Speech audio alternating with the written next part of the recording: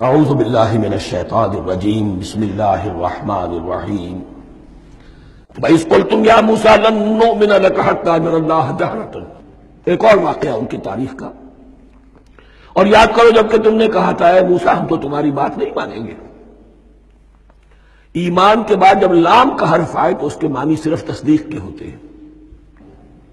لن نؤمن لک، ہم آپ کی بات کی تصدیق نہیں کریں گے، حتیٰ نری اللہ جہرۃ، جب تک کہ ہم دیکھ نہ لیں اللہ کو عیاناً۔ ہمیں کیا پتا اللہ نے یہ کتاب دی آپ کو، آپ تو لے کر آ گئے، ہمارے سامنے تو پتھر کی کچھ تختیاں ہیں، اس پہ کچھ لکھا ہوا، کس نے لکھا ہمیں کیا پتا۔ اب دیکھیے ایک حضرت موسیٰ کی خواہش تھی رب ارنی انظر الیک، وہ کچھ اور شے تھی۔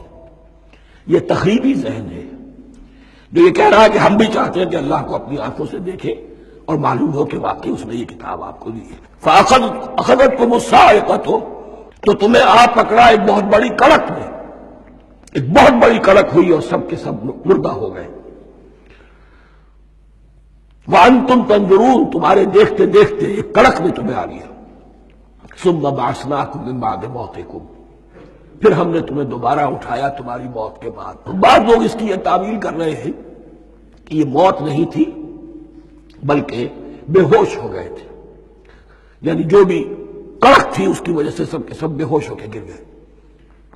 لیکن میرے نزدیک یہاں تعویل کی ضرورت نہیں، بعث بعد الموت اللہ کے لیے کوئی مشکل نہیں۔ ہم الفاظ کو خواہ کاہے کو ان کے اصل جو مفہوم ہے جو کہ صاف ہے صریح ہے اس سے خواہ کاہے کے لیے موڑ کر لے کر جائے۔ ثم بعثناکم من بعد موتکم لعلکم تشکرون، تاکہ تم شکر کرو۔ وظللنا علیکم الغمام وانزلنا علیکم المن والسلوى، اور ہم نے تم پر ابر کا سایہ کیا۔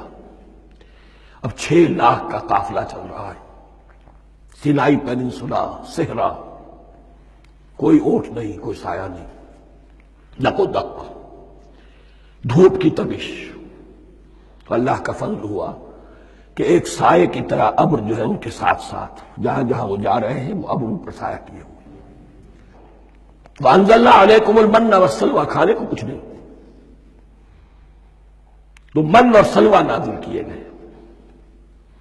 من ایسے اترتا تھا رات کے وقت کہ جیسے شبنم کے قطرے ہوتے ہیں، لیکن وہ ہوتا تھا کسی ایسی چیز کا جس میں شیرینی تھی، اور پھر وہ زمین پر آ کر جم کر وہ ایک گویا کے دانہ بن جاتے تھے جو ان کا اناج ہو گیا۔ کاربوہائیڈریٹ سپلائی اس سے ہو گئی، من سے۔